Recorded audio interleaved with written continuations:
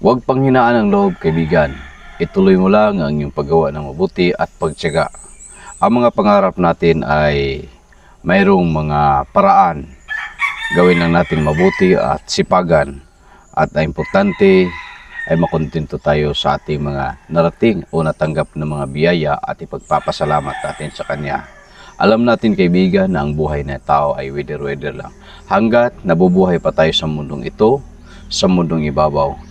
Ang takbo ng ating buhay ay parang gulong. Kung ikaw ngayon ay nasa ilalim, baka bukas ikaw ay nasa ibabaw naman.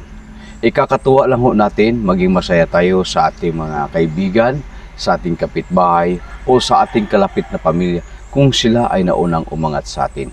Ikakatuwa natin yan sapagkat tayo ay may mabuting puso.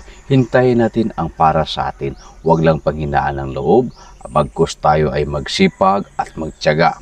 Yun ay katuwang sa ating mga pangarap sa buhay at naniniwala ko may nakalaan na para sa iyo, kaibigan. Kaya tuloy mo lang ang paggawa ng mabuti at maging mabuting kaibigan sa kapwa. Yun lang po at magandang umaga.